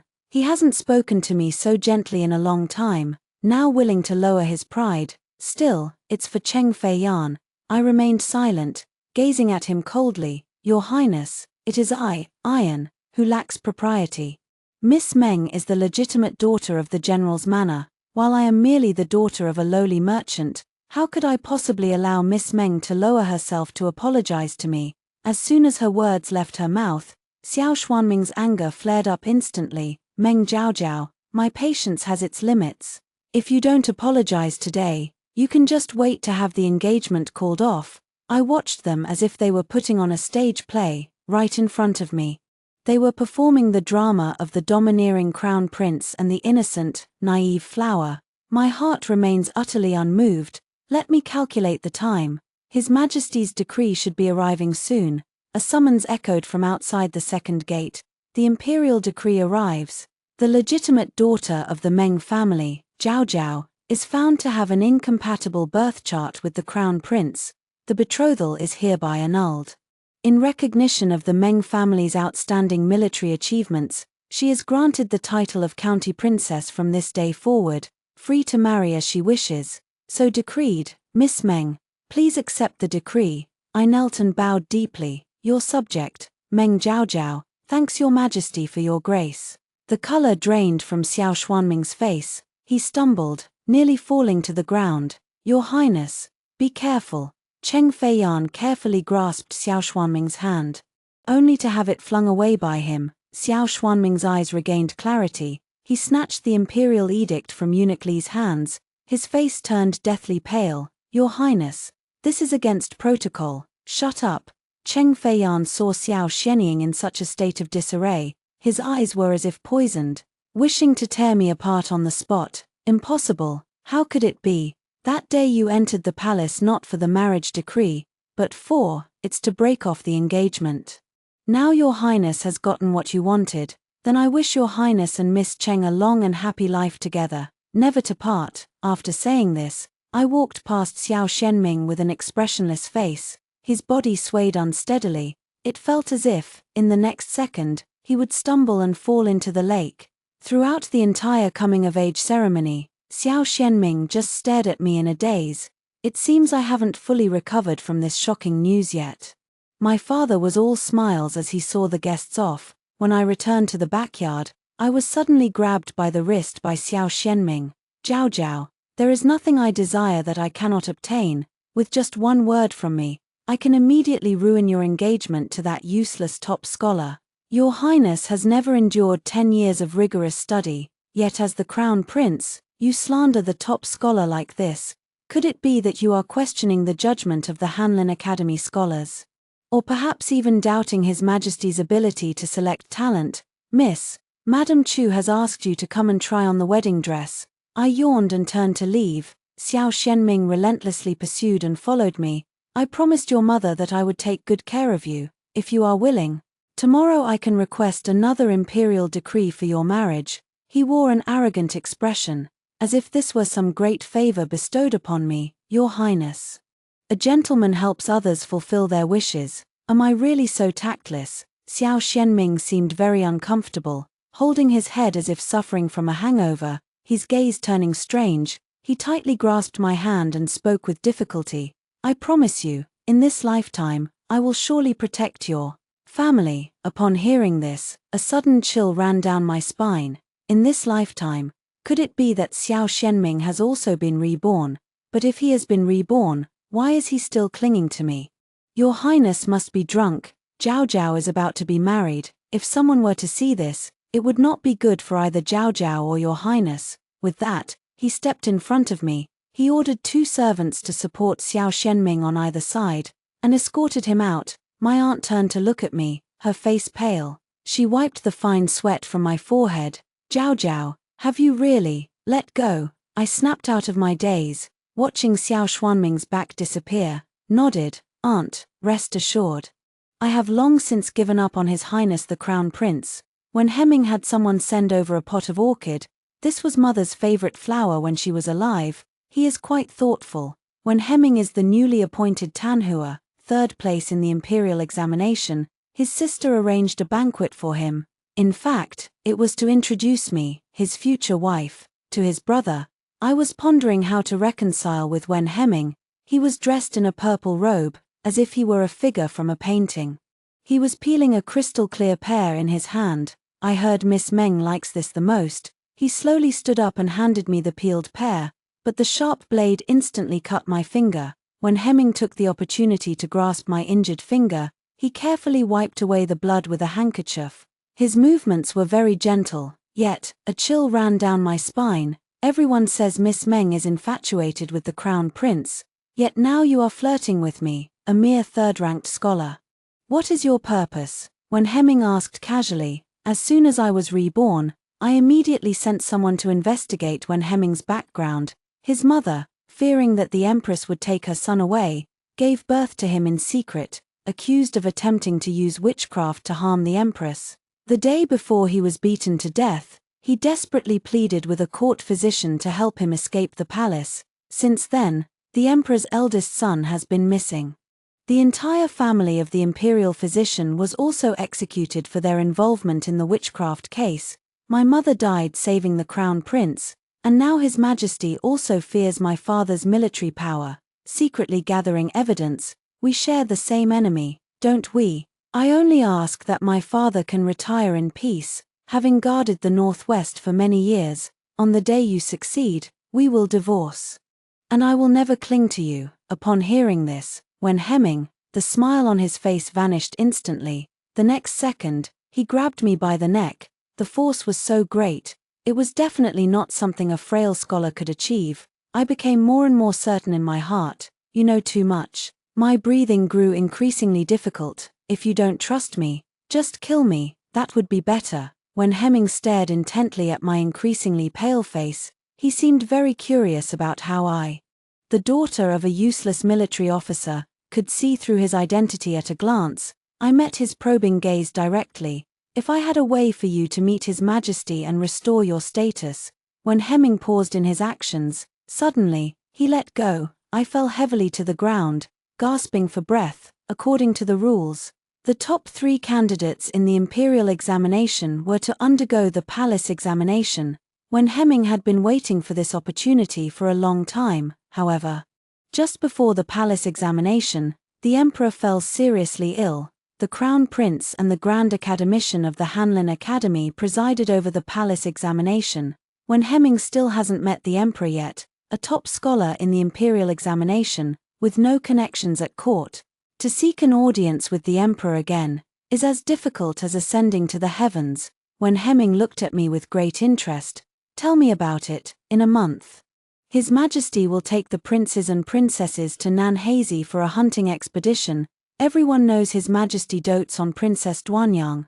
The face of the Tanhua always strikes me as familiar. After much thought, I finally realized that the gentleman bears some resemblance to Princess Duanyang. When speaking with intelligent people, there is no need to be overly explicit. His Majesty dotes on Princess Duanyang because her mother, Consort Yun, is His Majesty's cherished memory. Back then, Consort Yun gave birth to a pair of twins, but when she woke up, she found only her daughter by her side, and that prince has been missing ever since. Consort Yun frantically searched for traces of the child, carrying the bellaband to confront the empress, only to be beaten to death in the Pepper Chamber Palace. Wen Hemming is the long-lost twin brother of Princess Duanyang. From that day on, Wen Hemming began to make a show of arranging our wedding with feigned sincerity. During the spring hunt, the emperor, accompanied by his favored princes and princesses, headed straight for Nanhazi. Princess Duanyang ventured into the forest in pursuit of a deer, but had gone missing. Help! By the time I arrived, Princess Duanyang had fallen to the ground, and across from her, a wild boar with thick tusks was pawing the ground with its hind hooves, ready to charge. When Hemming and I exchanged a glance, the bowstring was drawn taut. The wild boar was struck by the sharp arrow, instantly enraged. I shot a glance at Wen Hemming. He carried Princess Duanyang onto the horse, and I shot 3 arrows in a row, blocking the wild boar's path. The wild boar finally fell. I flashed a relaxed smile at Wen Hemming. His pupils instantly dilated. Watch out! By the time I turned around, the wild boar, with its last ounce of strength, lifted me with its tusks. The Imperial Guards surrounded the wild boar. Before my consciousness faded, I was carried into the hunting camp tent. When I woke up, Wen Hemming was holding a bowl of medicinal soup. You really have no regard for your own life. I only beg your highness to allow my father to retire and return to his hometown, and not to make things difficult for him. When Hemming stared at me intently, a moment of silence passed. Do you really trust me that much? Your highness has endured hardship and humiliation for 10 years. Of course I believe you have the capability, truly worthy of being Meng Yuanshan's daughter. You have the bearing of a general's brave daughter. The tent flap was suddenly pulled open. A figure in bright yellow brocade robes appeared before me. I immediately covered my wound and prepared to bow in respect. The emperor stepped forward to stop me, his eyes filled with gratitude. Zhao Zhao, thanks to you today. Otherwise I would truly feel ashamed before Consort Yun. Upon hearing the words Consort Yun, Wen Hemming was clearly suppressing the turbulent emotions within his heart. He stood rigidly to the side. I immediately reached out and grabbed him. Your Majesty, the rescue of Princess Duanyang today is all thanks to my future husband. Oh, I naturally pushed Wen Hemming before His Majesty. His Majesty glanced over casually. The medicine bowl in his hand instantly fell to the ground. The attending palace servants hurriedly stepped forward, but the emperor raised a hand to stop them. He stood up. What is your name? I am the newly appointed Tanhua, Wen Hemming. Your Majesty, don't you think Lord Wen looks somewhat familiar? The emperor patted me with a complicated look in his eyes. Since you're injured, rest well. I'll come to see you another day. As I passed by Wen Hemming, His Majesty did not stop. My heart was pounding. Not long after His Majesty left, the eunuch Huang from His Majesty's side entered. These wound medicines are all tributes from the Hui region and are highly effective for external injuries. Please, Miss Meng, keep them. His Majesty has acquired a piece of calligraphy from the previous dynasty today. I heard that the newly appointed Tanhua has considerable expertise in the art of calligraphy. Please follow this old servant to assist His Majesty in appreciating it. My anxious heart finally settled. When Hemming cast a grateful glance at me for the first time, in the past, when he looked at me, it always felt like he was looking at prey. Only this time, it felt like he was looking at a companion, just to be safe. I went to see Princess Duanyang, despite my injuries, His Majesty, and when Hemming admired this calligraphy for a full 3 hours, the maids had already prepared the evening meal, yet I found no flavor in the food. I gazed restlessly outside the tent. Suddenly, footsteps approached. I rose to my feet in excitement. He pulled at the wound on his waist. The man rushed in and helped me sit down. You were injured so badly while saving the princess, and you still won't stay still. Xiao Xianming personally arranged the pillow for me. Carry me to the couch. Xiao Xianming, let go of me. Just as I was thinking of a way to drive him out, footsteps sounded outside the tent once more. My husband, you've finally returned. When Hemming quickly realized I was acting, he immediately cooperated with perfect understanding. What's this? Did you skip dinner just because I wasn't here? Without you, food has no taste. I blinked my eyes, looking pitiful and helpless. When Hemming pinched my cheek, with a doting smile, he picked up the bowl and began feeding me. Xiao Xianming watched as when Hemming and I exchanged affectionate glances. He was grinding his teeth so hard they were about to crack, when Hemming even provoked him with a smug look, saying, "Does Your Highness the Crown Prince also wish to dine with us?" The couple, Scholar Wen, you and Zhao Zhao have only gone through the betrothal ceremony. Who Zhao Zhao will marry is still uncertain. After saying this, he turned to look at me. Rest well, I will come to see you another day. When Hemming cut him off, Your Highness, as I am about to marry Miss Meng, I will naturally take care of my fiancé myself. There is no need for Your Highness to trouble yourself. Xiao Shenyuan froze in place. He kept twisting the ring on his finger. I know, this is his habitual gesture when he's agitated. He seemed to want to say something more, looking at my pale face. But then he swallowed his words. Just like that, he turned away in disarray and left. When Hemming's hand, holding the chopsticks to serve me, froze in mid-air, I straightened my back and bit into the venison on his chopsticks, looking at him with an expectant expression. How is it? It's clearly his recognition ceremony, so why am I more nervous than if it were my own? Perhaps it's because I've seen the Emperor's unpredictable moods since I was young. The thoughts of the Son of Heaven are the hardest to fathom. When Hemming ordered the venison to be taken away, Miss Meng is seriously injured. Go prepare some light porridge. He personally picked up a bite of my favorite, asparagus. He fed it to me while leaning to the side. He said casually, "Done." After the spring hunt, when Hemming moved into the Chonghua Palace as a prince, I recuperated for several months. When Hemming did everything himself, I hadn't eaten meat for months. I was really craving it. When Hemming set up a grill in the yard, he personally hunted a deer. He roasted it for me to eat. I saw him take out that 7-star dagger from his chest again. He cut the best piece of venison and fed it to me. Thinking back to when I first met him, he actually wanted to kill me with this dagger. Your Highness, why are you suddenly being so kind to me? Because no one has ever been willing to risk their life for me before. Meng Zhao Zhao, thank you. Under the moonlight, I gaze at this face, which is in no way inferior to Xiao Xuanming's divine beauty. A man who is too handsome is also a source of trouble.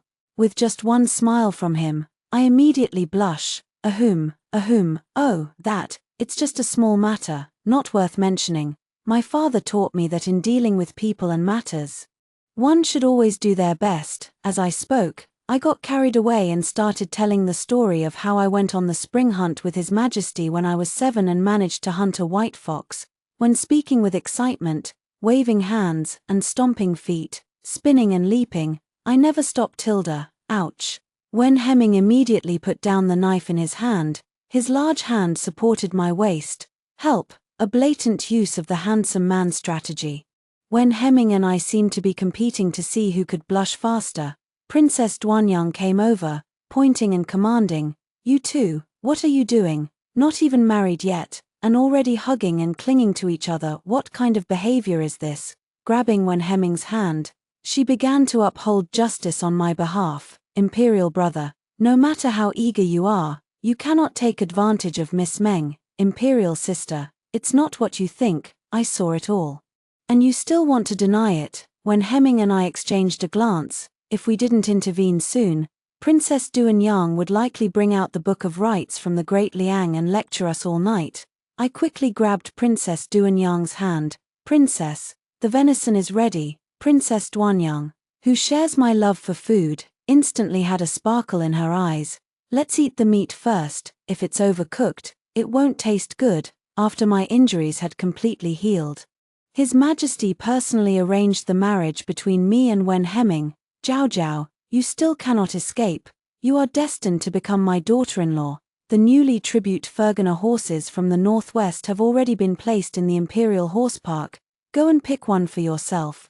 Consider it my wedding gift to you." "Thank you, Your Majesty." When Hemming and I walked out of the Hall of Diligent Governance, holding hands affectionately, I ran into Xiao Shenming again. His gaze was fixed on the hand I was holding with Wen Hemming. "Zhao Zhao, your injury has healed." Clutching a bottle of golden wound medicine, he had lost his usual high spirits. He looked utterly haggard. "Your Highness, His Majesty has already bestowed the marriage. You should address me as your sister-in-law." A sudden clap of thunder echoed through the sky. Xiao Shenming seemed to have turned to stone. Wen Hemming, seeing his strange behavior, pulled me away. Xiao Shenming, however, held me back.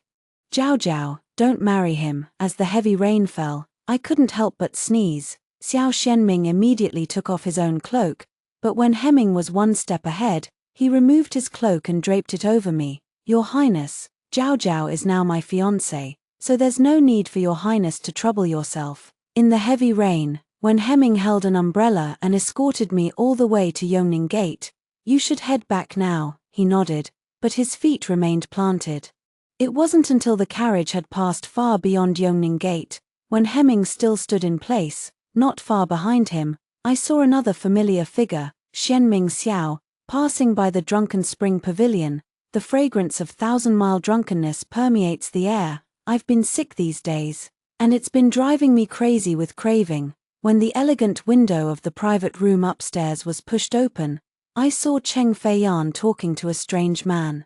Now I have successfully stirred up conflict between the Meng family and the Crown Prince. The designated Crown Princess, Meng Zhaojiao, is about to marry a mere third-place scholar. Quickly send this news back to the king. Additionally, please ask the king to send a message to General Meng, urging him to defect. By employing this strategy of sowing discord, I fear the Emperor of Great Liang and the Crown Prince will no longer tolerate the Meng family. The Meng family has fallen, and the entire Great Liang is now within the king's grasp. In my previous life, when the Northern Rong army invaded the capital, I had seen this little eunuch, the last spy executed by Xiao Shenming before he went mad. The scene of the Great Liang Kingdom's destruction and the fall of my family kept replaying in my mind. The man pried open Cheng Feiyan's palm. "Your antidote. Once the task is accomplished, the king will surely reward you handsomely." So, Cheng Feiyan was actually a spy from the Northern Rong. For her sake, Xiao Shenming brought ruin upon my entire Meng family. In the end, he loved a spy from an enemy country. How ironic. On the day of the wedding, I was dressed in red bridal attire, about to step into the bridal sedan. Xiao Shenming rode a tall horse and blocked my path. Zhao Zhao, his eyes were bloodshot, his gaze, however, had cleared somewhat. "Zhao Zhao, I have something important to tell you, Your Majesty. Today is the day of my wedding with my new bride. I beg you not to make things difficult." Xiao Shenming didn't take Wen Hemming seriously at all. "Zhao Zhao, if you marry him today, you will surely regret it in the future." He refused to leave. Pedestrians on the street stopped to watch the commotion. I had no choice but to lift the bridal sedan curtain. "Your Highness, please go back. Between you and me, fate has brought us together, but destiny has not allowed us to be together. Your Highness, Do not remain deluded any longer." After saying this, the bridal sedan was lifted once more. The sound of ceremonial music shook the heavens. "Jiao Jiao, what's between me and Cheng Feiyan isn't what you think." He hurriedly pulled out a redwood box from his chest. "The reason I changed my heart was entirely because this Gu worm controlled my mind. Now I've found a master from beyond the mortal world and broken this heart-linking Gu." I took the box from his hand. I discovered there was actually a blood-red insect inside. Xiao Xianming then handed me the secret manual recording the heart-linking Gu. That enchantress Cheng Feiyan attempted to use this to control my mind and steal information. Xiao Xuanming's voice gradually grew hoarse. "All those things that hurt you in the past were never my true intentions. Now that I have removed the Gu poison, Jiao Jiao, you cannot marry anyone else." I suddenly remembered the conversation I overheard between Cheng Feiyan and that little eunuch.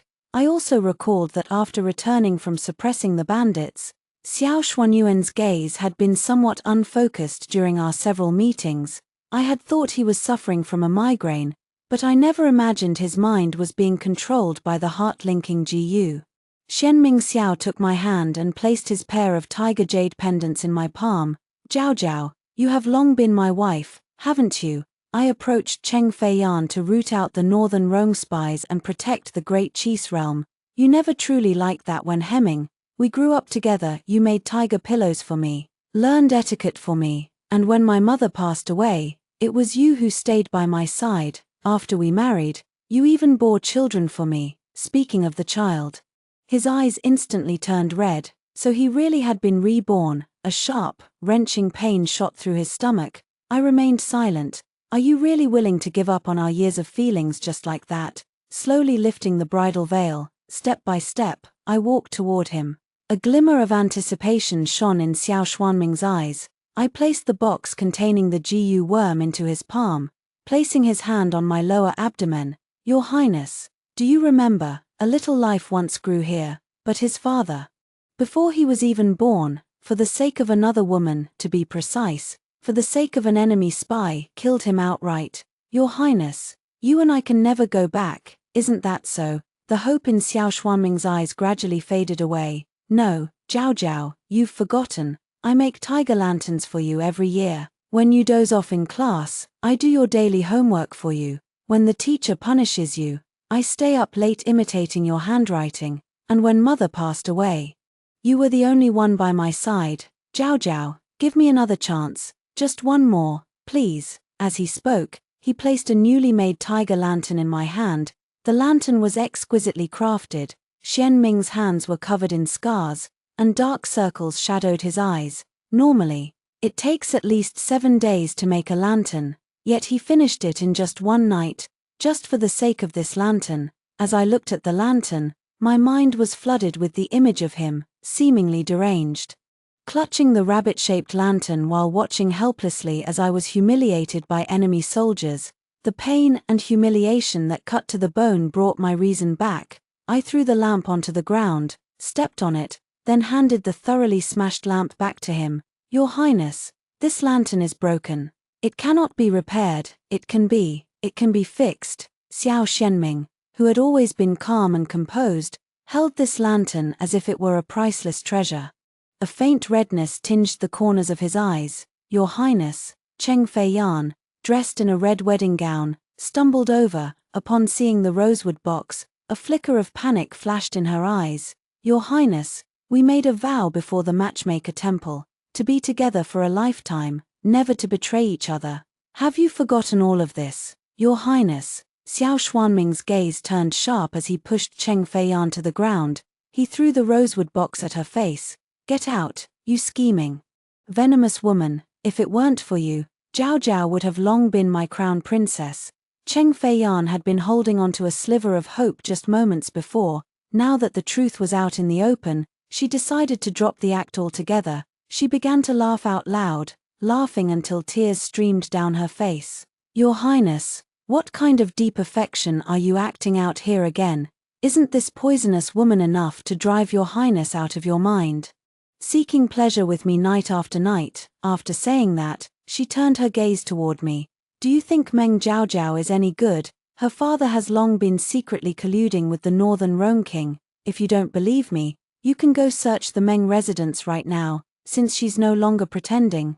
I might as well let her die a quick death. I clapped my hands. That little eunuch, along with all the Northern Rome spies I had uncovered, they were all brought forward. This is not my achievement, rather, it was Wen Hemming who had secretly laid the groundwork long ago. Miss Cheng, or should I call you Princess Yaya of Northern Rome, all the undercover agents you have painstakingly built over the years are right here. Originally confident and assured, Cheng Feiyan watched as the intricate plans he had painstakingly laid out over the years were utterly destroyed in an instant. Suddenly burst into laughter directed at me. I thought you, the daughter of a Liang general, were an uneducated fool, yet I never imagined I, a princess, would lose to you. Yeah, she was originally a princess of the Northern Rome. She composed poetry at the age of 7. By 10, she was well versed in the 4 books and 5 classics. She is a renowned talented woman throughout the world, yet now, she has been defeated by me, who dislikes reading the most. Meng Jiaojiao, this princess would rather die than admit defeat. This princess demands that you accompany me to the grave. After saying this, she suddenly extended her sleeve. Pull the trigger. Dozens of sharp arrows shot straight toward me. At the critical moment, Xiao Xianming spread his arms wide, blocking all the arrows aimed at me. Those arrows pierced through his body one after another. That purple robe was soaked in blood. Xiao Xianming suddenly turned and glanced at me. He smiled and ran toward Cheng Feiyan. Phut! A sharp dagger pierced through Cheng Feiyan's heart. She had nowhere to hide. There was no escape. Thus, she was killed by Xiao Xianming with his own hands. Your Highness, how cruel you are. Then, she crushed the rosewood box in her hand. Those hidden stakes seemed to be under a spell, revealing a fierce glare in their eyes.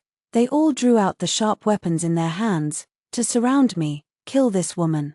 Let her accompany this princess in death. Yes, the arrow was tipped with a deadly poison. While Xiao Xianming was unconscious, he still tightly held the trampled tiger lantern in his hand.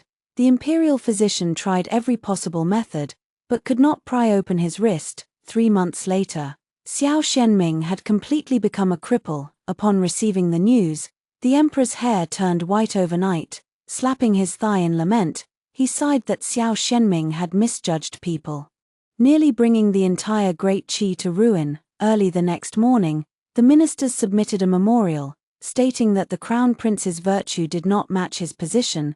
He should not hold a position without fulfilling its duties. He should abdicate and make way for a more capable person. The eldest prince had just returned to the palace when he uprooted the foundation of the Northern Rome spies. He should rightfully be named the crown prince. The emperor shut himself in the hall of diligent governance. 3 days later, he issued an edict to appoint Wen Hemming as the crown prince. Xianming Xiao was deposed and confined to the northern garden, forbidden to leave without an imperial decree. The Northern Rome invaded, farther, because of Xianming Xiao's matter. While the court officials were fiercely debating between advocating for war and advocating for peace, their faces flushed with argument, kneeling in the Golden Luan Hall.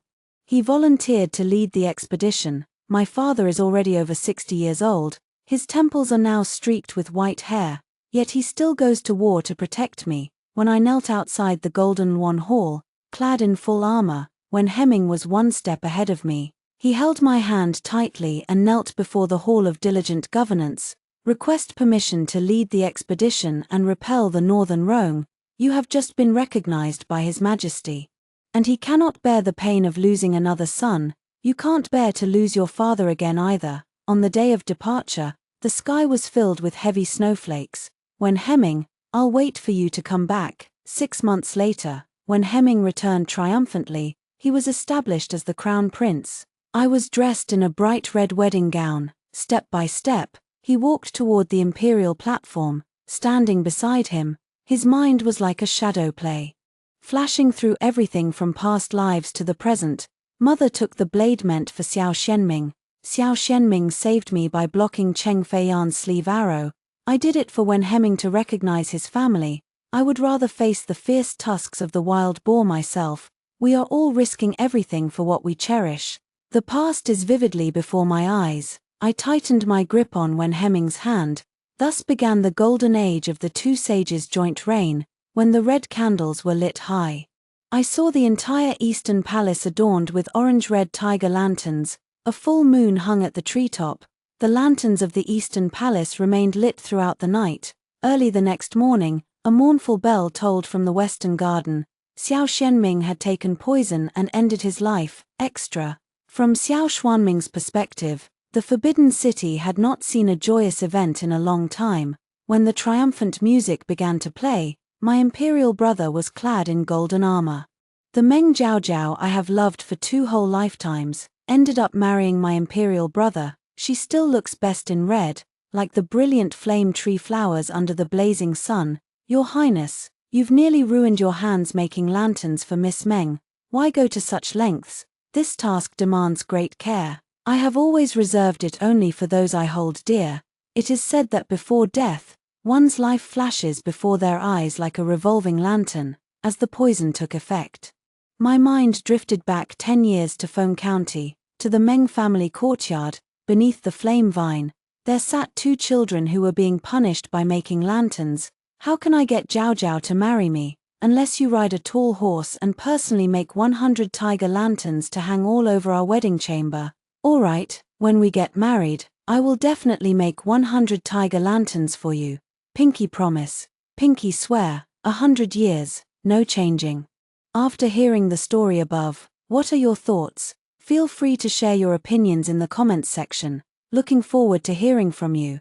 If you liked this story, don't forget to like it, share it, and subscribe to my channel. See you next time.